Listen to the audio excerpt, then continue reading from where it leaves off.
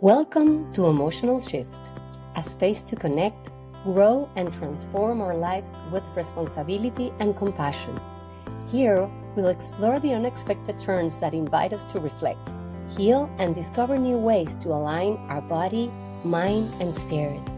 In this podcast, we'll dive into emotions, personal evolution, and practical tools that can help you live with more clarity and purpose. I'm Anate Yepes, psychotherapist and conscious integration coach, here to guide you on this journey toward your highest potential. This is Emotional Shift. Welcome to this transformative space.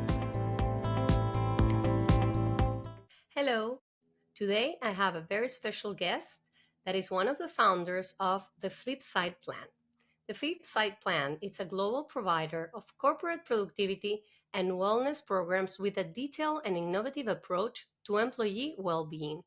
The company's deliver is science-based, easy to implement, practical, and focused on helping build sustainable change. My guest today is Maria Virginia Anzola.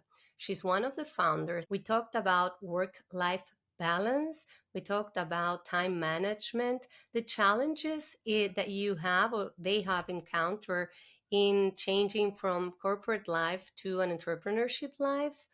I hope you enjoy this beautiful conversation and you get to have your own takeaways that I would love for you to share with me. Well, so here we are with Maria Virginia Anzola, and I want her to introduce herself. So, Mari, thank you for being Thank you. here. And Well, thank you for inviting me and Rosanna. So, my name is Maria Virginia Anzola, and I have a business partner who could not be here today because we divided to conquer some challenges that we had today, business challenges. And I am a lawyer, I am a certified health and nutrition coach. And together with Rosanna, we founded the Flipside Plan, which is a company that provides corporate wellness programs to busy professionals just like us. We were a couple of years ago, and we're still busy, but not in the corporate world. And I'm very happy to be here. There are a number of reasons why I'm happy, and well, I think it's worth telling the audience that you and I know each other since we were kids, basically. yes, Preschool, perhaps. Yes. Yes. So thank you, Anna. Thank you. You're doing a great job, and I'm delighted to be here. And I know Rosanna would have been delighted to be here. So I'm going to speak on her behalf to a certain extent.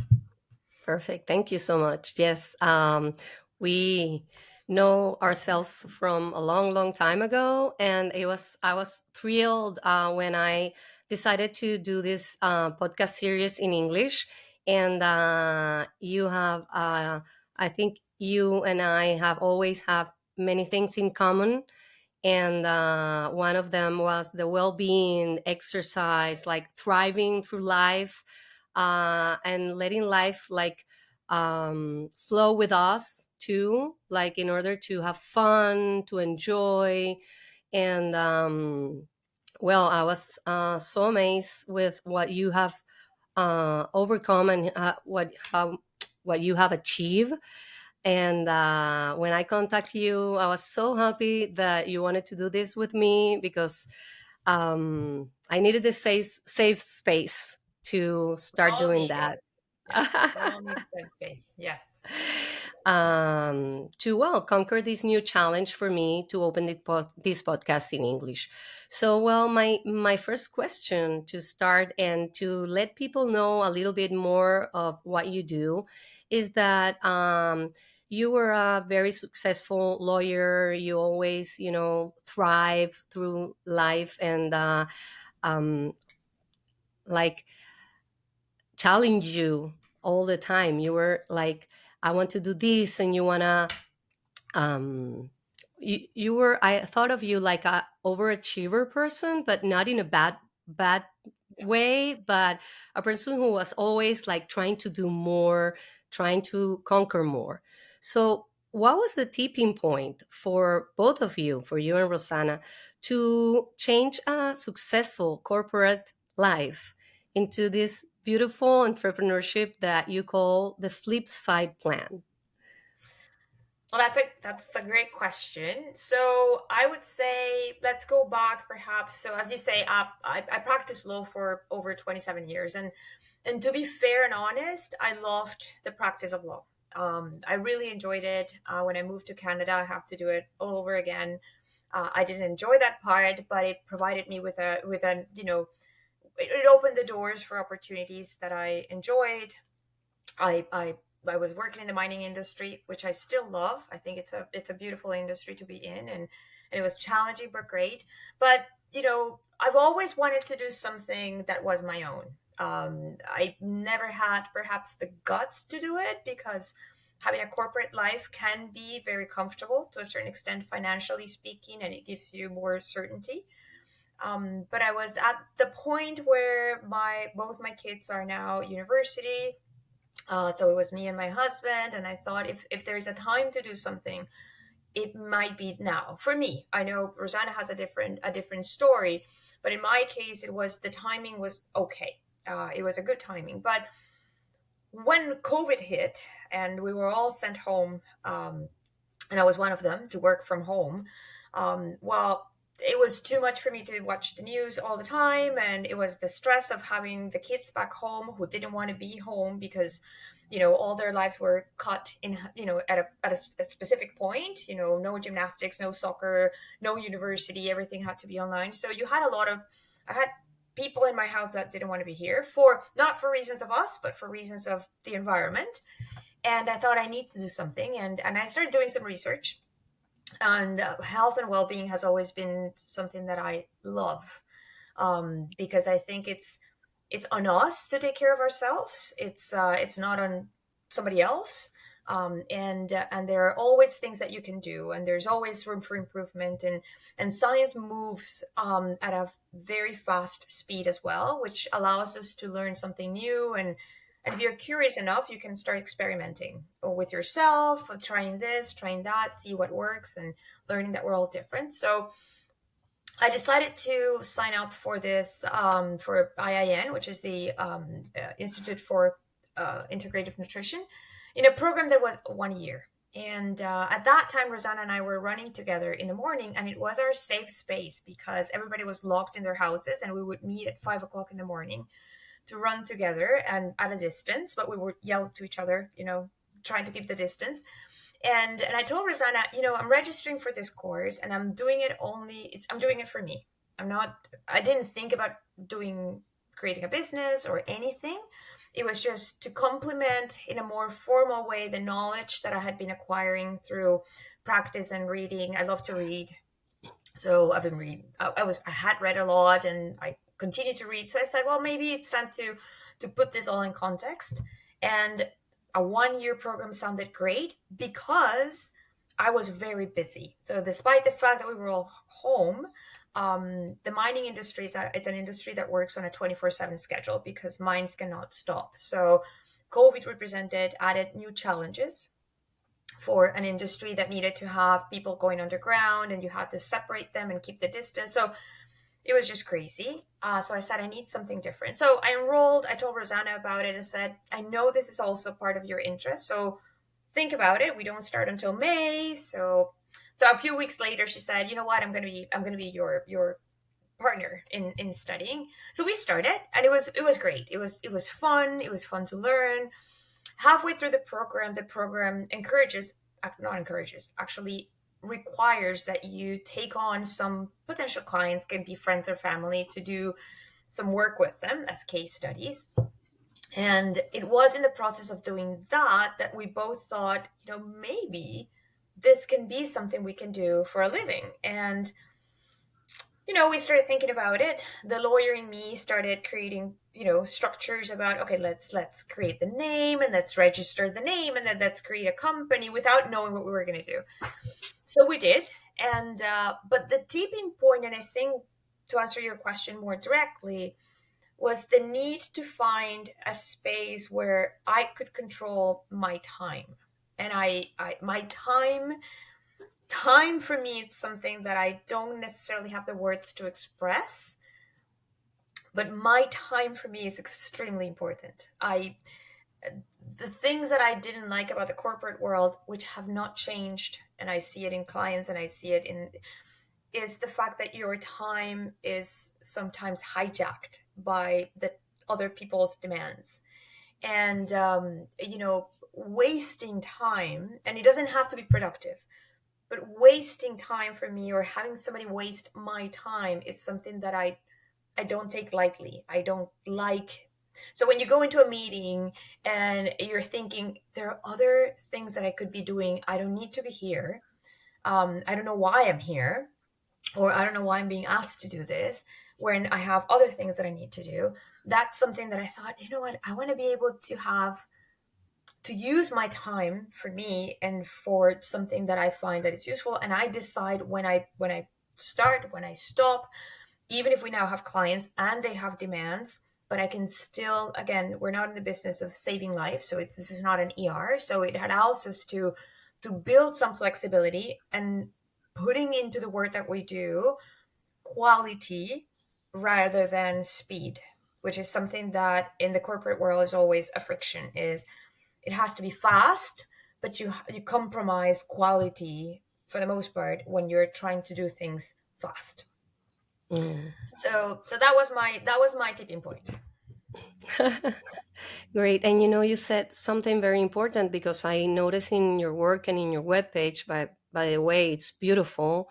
And yeah, it reflects the quality that you want to put in your work, really. So that time management, it's a very important issue in what you are teaching other people and corporate business Yes. persons. Anna, you know this, right? I mean, in every aspect of our lives, time is the only asset that you have. So whatever you teach people how to meditate, among the many things that you do, you need time for that. And you need to find a time for that. And if you want to learn how to eat, for instance, you need time for that, because you're going to have to meal plan. You're going to have to go to the grocery store. You're going to have to meal prep.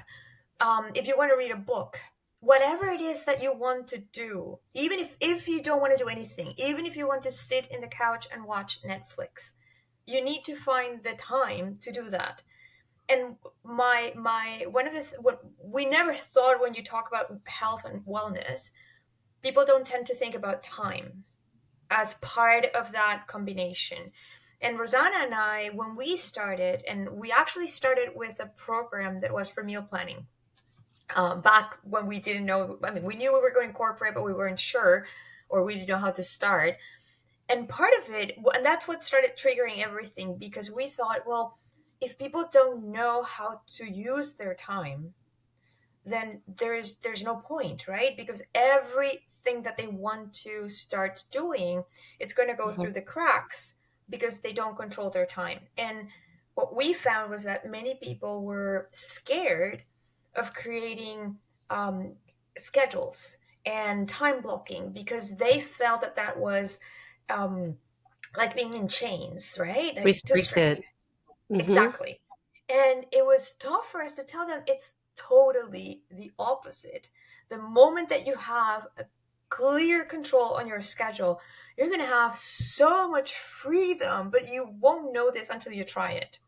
And Exactly. there's no Hmm. one time management system. There are thousands, and you have to find the one that works for you. So we can teach you one, and we have ones that are preferred. It doesn't mean that they're the only ones. And they're, you can go and buy thousands of books about time management, and you will find perhaps a combination of many. But when you micro when you have the ability to put just milliseconds and everything in your agenda, you know where your time and your efforts are going. Oh my god, it's freeing. It's amazing. Yeah, it's a relief. Relief, exactly, because now you know. And then you find time to do things that you want to do, that you Mhm. originally thought you didn't have time to do, because Of now you course. know. And you know what that comes to mind is the difference between things that are important and things that are urgent. It's That's like the key to understanding, and not bulking your schedule with things, that are urgent, but if you prioritize, they're not important as, or the time or the moment or the um this the place that you want to put that Yes. thing Yeah. that you Yeah. feel. And you touched that. That's a very good point, and it's one of the things we teach people. There will always be urgent things in our schedules, and they're easy to identify because they have a deadline. You have, or perhaps something that came up that was not, something, a call from, your kids' school saying that you have to pick them up because they're not feeling well. Well, that's an urgent matter that needs your attention. But there's also the important things, as you say, that are not urgent, and what we don't realize is that those are the things that are going to move the needle in our lives. And they're also the ones that need planning. So it's like taking a course, right? You want to take a course because you want to learn something new. It's not urgent, but it's important. It's important for you because it's your professional development or it's something that you want to do. So for that course, you need to plan. You need to see where you're going to feed it into your schedule. And that's what's going to actually make you feel great because now you're doing something that it's not urgent, but it's going to make a difference for you. And I once you start learning how to differentiate between one and the other and you put effort into planning the important things, your life is going to look different as well. Exactly. And it's gonna feel easier also. Exactly. Exactly. But people don't like to, we all, I think you're better equipped to talk about it, but all of us, and people, I'm including myself, we all want sometimes the easy way out, right? And unfortunately, for anything, there's no easy way. There's no fast track. You have to practice. You have to experiment. There's no one way that will solve all the problems for everybody. So you can hear, and it's great to have your ears open and your mind open to see what's working for a friend of yours because that might give you an idea. But trying what your friend is doing thinking that it's also going to work for you is the most frustrating feeling ever because most likely you're going to have to adjust that to make it work for you. Exactly. And that's another thing that I like about what you are doing is the personalizing. It's the planning by individual, or in your case by corporation, that I feel that I resonate a lot with what you are doing, because we are all different. Hmm. There's a big difference between um, equal and doing the same thing. Like, Exactly. Yes. I Yeah. feel that in my case, I have, done some workshops for corporate business, but when I work one on one, I always tell people that you are not special, you are unique, and that I love that. I uniqueness. love that. Yes, Yes. because we want to feel different, like I am different. I want to feel special. But special comes from lack, comes from scarcity, because special means that you're comparing yourself to others and trying to be better or worse, or feel that you're better or worse. And for Exactly. me, that's a communication lie that we have in the media, because we are all unique. So Exactly. nobody is going to do the same thing, even though you are a certified coach. That there's many certified coach. M- So you can maybe find another person that has a law career or something. No one is going to do the same thing that you do, in the Yeah. way that you do it, with your own essence. So that is for me really important, that Yes. to create that awareness. Yeah. It's the it's it's um I, I i mean I think you've said it perfectly. I don't need to repeat that, but I love the difference between special and unique, and I think it should be put out there more, because as you say, we want to feel special, But the reality is that we're unique. We have unique styles. We have unique ways of saying the same thing. And you can, as you say, you can be in the same business doing the same thing, but my way and your way are going to be different. And each of those, it's going to have its own people that like it or that works for them. And even then, my way will have to be adjusted for somebody else. Even if you like my way, I mean, I always say the same when we talk about morning routines.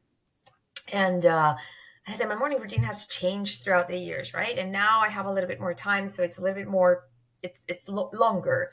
But I say I can only tell you about my morning routine as a means of giving you ideas about what you can do with your morning. There's absolutely no point in you trying to copy my morning routine or me trying to copy your morning routine or anything for that purpose. Because my reality is one, I don't have to cook breakfast for anyone, right? I mean, I have, so it's just me. My husband doesn't eat breakfast. My kids are in the university, so I have time that if you're a mother of teenagers that are going to take a bus to go to school, well, listen, if you hear my morning routine, you're going to feel depressed when you have Mhm. like 10 minutes. But the point is, I had 10 minutes years ago. And I used to do my morning routine in a specific way because that was the time that I had. So it's understand that we're unique and it doesn't make us, more special than other people, but it's social media doesn't help in that category. Mhm. But I think that's a fantastic message. I would use it more often. Thank you. Yeah, it's Yeah. about, I struggle a lot with the comparison, you know. People Yes. always are comparing uh, with the social media, with like other people, their friends, their relatives. No, because this person did this and that. And it's okay if you want to use that in order to motivate you, Yeah. but as you said, you need to find your own way, that uniqueness that feels good in your heart, in your mind, and it shows in your life, it shows in Yeah. your daily life. And you know what? I read this morning something that resonated with me to a certain extent. I remember when I was a practicing lawyer in companies, lawyers and accountants have very different demands, and accountants have deadlines every quarter. So they know that they have to close Q1, Q2, Q3, Q4, and for that period of time, their lives is stressful. It's very stressful. And I remember feeling terrible because as a lawyer, I didn't have those deadlines or unless I was in a transaction. So I could manage a little bit more a steady workflow throughout the year unless there was a transaction, in which case my life could go, down the drain. But I remember feeling guilty because other people were, doing a lot of stuff. And at that point I was thinking, I don't want to tell people that my workload is a little bit more stable. So it's a little bit of being ashamed of something that it's positive in your life, but that it's positive because of circumstances. And it took me a while to rationalize and say, I cannot apologize for something that it's completely out of my control. I Mm. chose to be a lawyer. My career has ups and downs in terms of how we work, and I didn't choose to be an accountant. I don't have to close Q, and I had very good friends in the accounting teams, but I felt terrible. And I was like, oh, I'm not gonna say anything. And I would sneak, if I was leaving earlier, I would try to sneak. And I'm like, why is this? I'm not even showing it off. I'm just simply, but you feel bad, and you tend to feel that you need to apologize for the good things. And again, going back to we're all different. We make choices in terms of how we want to live our lives that even makes that difference bigger. So the career that you choose, the place where you want to work or that you're, required to work, that makes your life very, very different. And Yeah. struggling with comparison is something that I find very common these days, which is Hmm. terrible. And of course, and you know that when you said that, and going back to time, it's that sorry,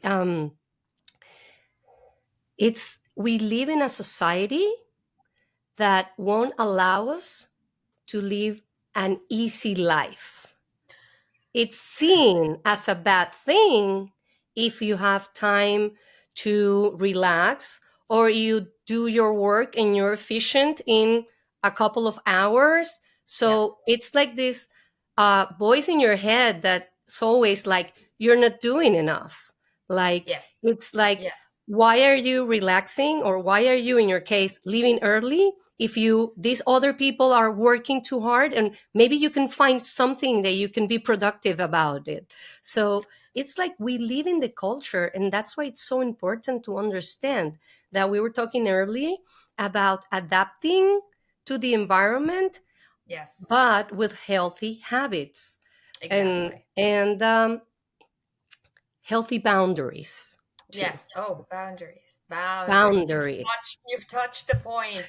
But I want to comment on what you just said, because I'm not finished yet, but I'm reading a book called Slow Productivity by Cal Newport, who is amazing. The book is great. I think it's better for entrepreneurs, so it might work for you. It helps me. But one of his premises is that we, our society and the way that we work, and it's written for knowledge workers, so people that are like us, working with our minds, producing content or writing or doing this type of work.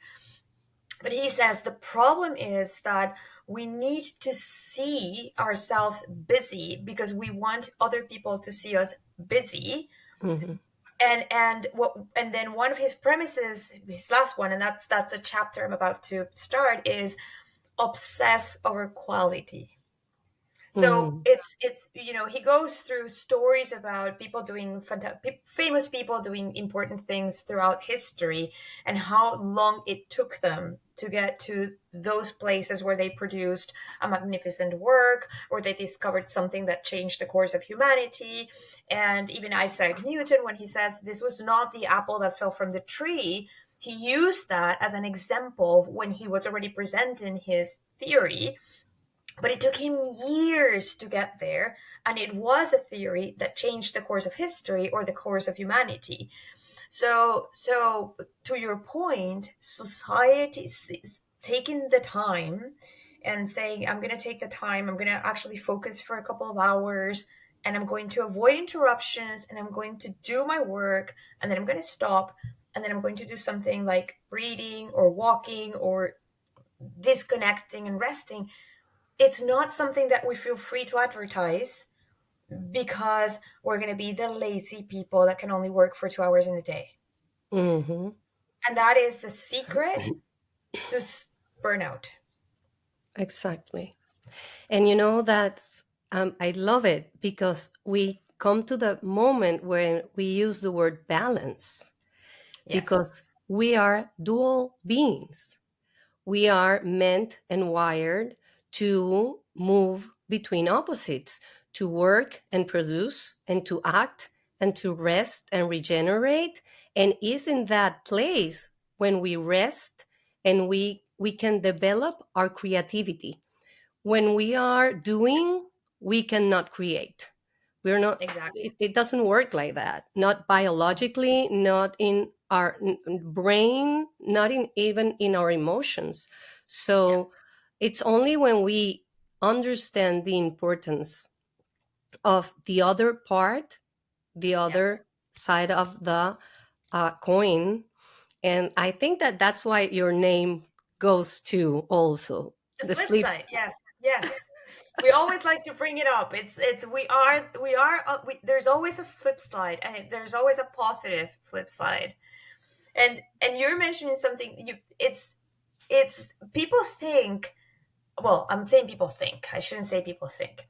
But it's rest is not the ability to go on a 1 week vacation and just, have 2 hours in your day. It's about building small moments where you can do something for yourself. And we have the mindset of more, right? If I tell someone, why don't you grab a book, read a paragraph. Like, keep a book next to your bed, your in your office. And if you want to disconnect from one activity to the next, why don't you just grab your your fiction book and read a paragraph or two? What's a paragraph or two going to do?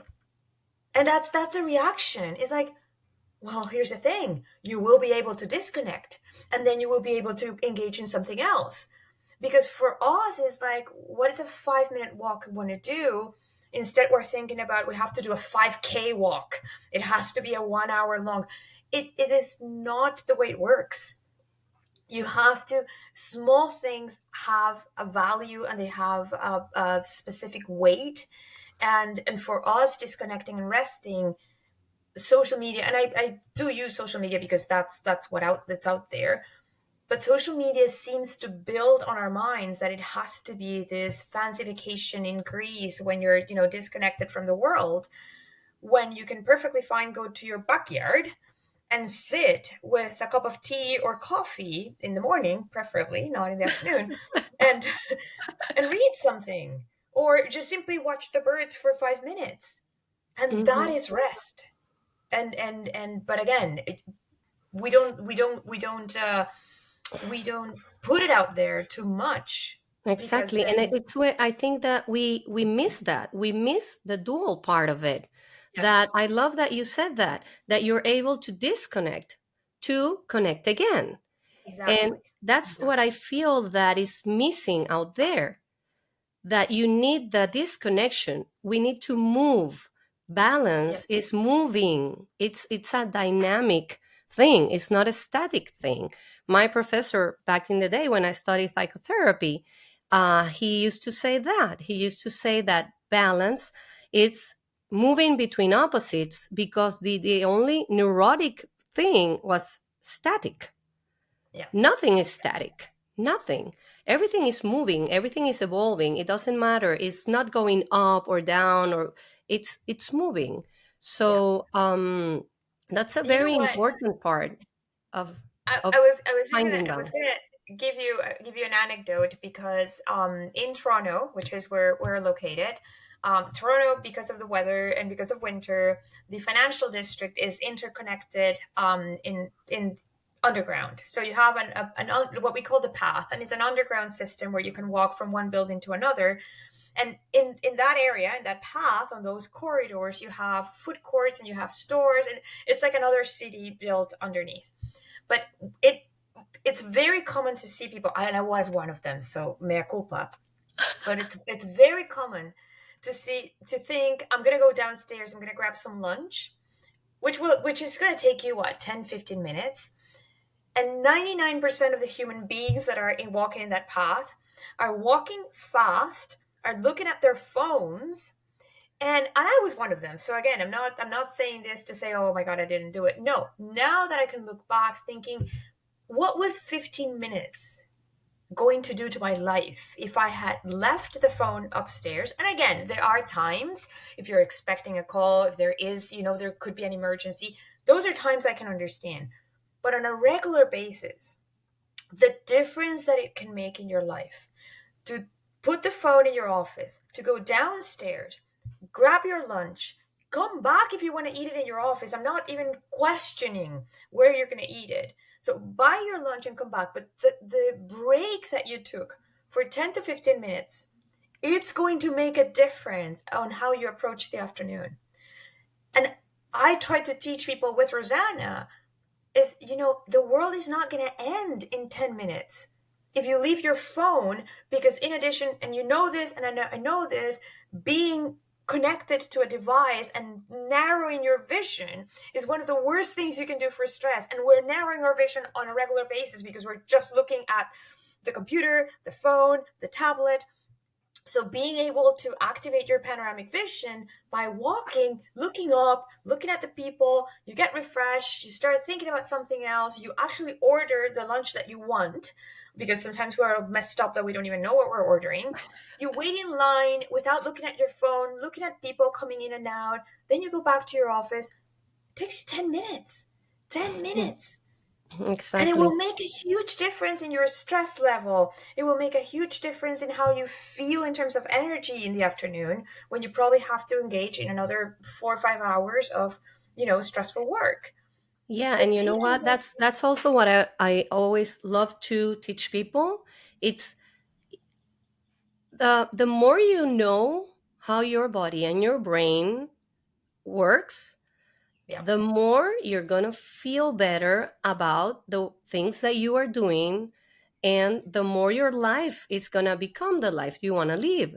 Because exactly. if you understand that what you just said, that opening your panoramic vision, okay, it creates in your autonomic nervous system the activation of hormones and substances that are going to make you feel better, that are going to calm you down, that are going to regulate your stress, and it's Hmm. going to create a better environment inside of you to Yes. um, act on the things that you have to do after that.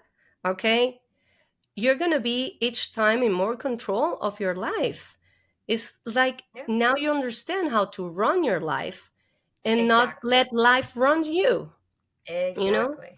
Exactly. So that's beautiful, beautiful explained. Thank you so much. So I want to ask you quickly, because I don't want this to. I would love to talk to you a lot more, Oh, we but could go on and on. Yeah. in order to honor time. Yes.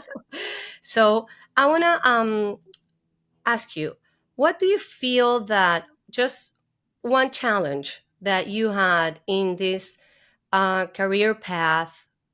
You can you can use the change of career maybe, or what is the challenge that you feel was more demanding to you to overcome?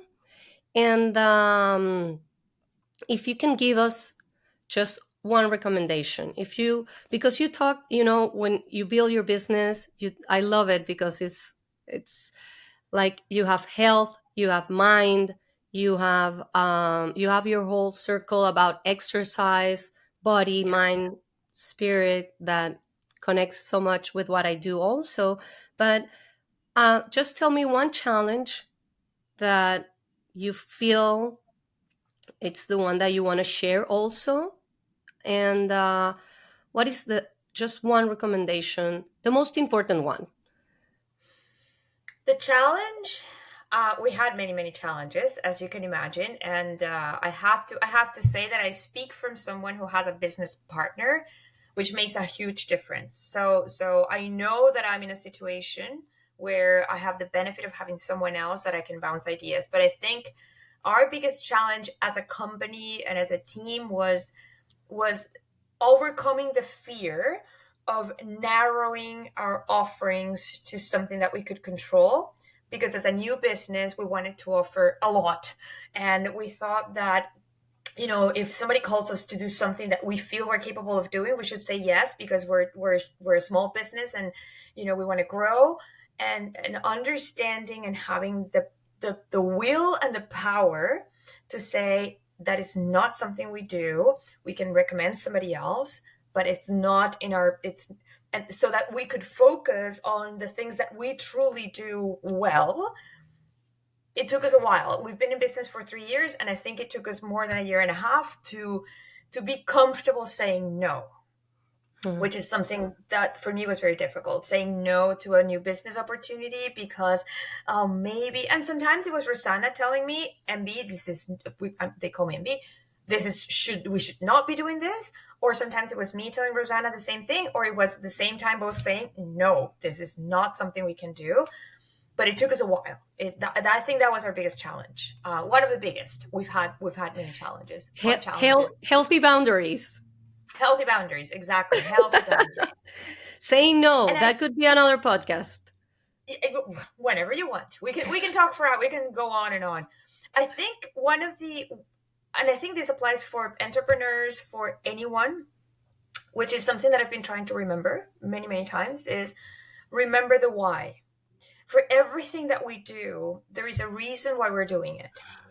And sometimes we need to remind ourselves why we're doing what we're doing, when we feel frustrated or when we feel that that's not going to make a difference, um, similar to what we've talked so far, even if you're doing something as small as reading a book or two paragraphs of a book, and you feel that that may not be something that you want to do more, that you want to read a chapter, or that is, why are you reading two paragraphs? And once you remember that what you want to do is disconnect to connect, those two paragraphs, you're going to look at them different, because now you're going to accept that they're fine, they're good, it's two is okay.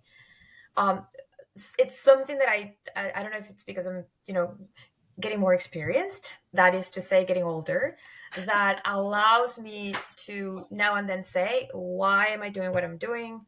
Why do I want, what is it that I want to get out of this? And we tend to forget that because we're in such a hurry and we're in go go go go, that when you disconnect from your why, then you start feeling frustrated and you start feeling that what you're doing is not worth it. So I would say, whether you're an entrepreneur, whether you work at a company, whether whoever is listening, and if it's a student, right? If you're in university and you're having a course that you don't like, don't focus on the course that you don't like, and remember why you have to take that course. At the end of the day is the big picture, right? You will graduate, you will have a degree on something that you love, but for that to happen, you had to take that. So I love it because it's very simple, and it's just, perhaps just putting a prompt in your place of work saying why with a, question mark. And it's a reminder to, and sometimes the answer is you won't find the answer. And in that case, you need to reorient and say, okay, you know what? This why is not working anymore. So let's look for something else that I need to do, because this is not serving any purpose. And that can happen. That happens more frequently than not. So listen, don't get frustrated either if your why is not there. Of course. Beautiful.